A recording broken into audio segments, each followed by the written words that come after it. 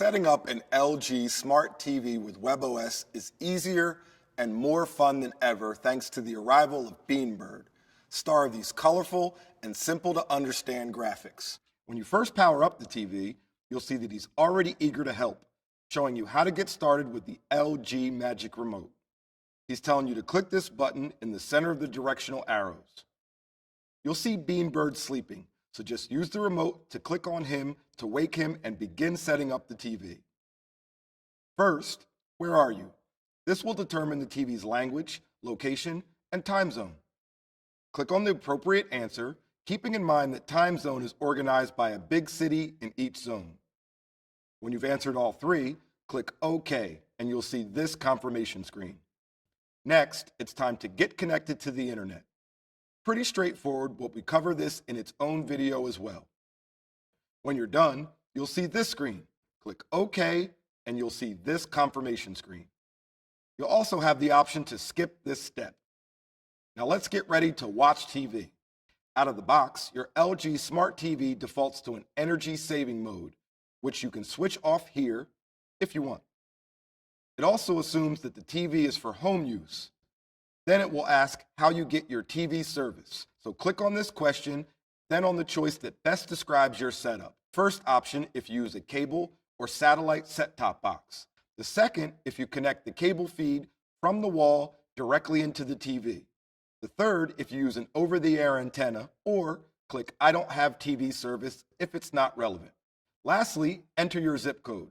To expedite the configuration of your particular service, then click OK. If you use a set-top box, connect it now.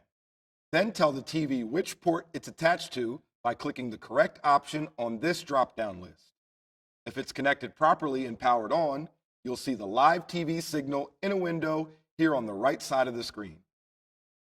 Next, click on the name of the company providing your TV service from this drop-down list. Then select the manufacturer of your set-top box, followed by the remote control code to set up universal control.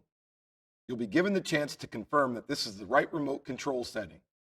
If you're able to channel up on the set-top box using the LG Smart TV remote, click It Works. If not, click Not Working, which will take you to this screen for troubleshooting suggestions. When you've completed this step, you'll see this confirmation screen. If you're using an off-air antenna, you'll also need to perform the automatic scan for your local channels. Take a look at the legal agreement, then click Next. This will take you to the first two user agreements, and we encourage you to read the terms of use and privacy policy, both of which expand when you point the magic remote at them before clicking Agree, or you can review them later at your convenience. Next are three additional user agreements: viewing information, voice information, and personalized advertising. You can select all or deselect any of them, and you can read the details of each by pointing the magic remote. Whether you click Agree or later, you'll come to a summary page that lists which steps you have completed and which not. So go ahead and click Done, keeping in mind that you can access these tasks anytime in the future via the Settings app.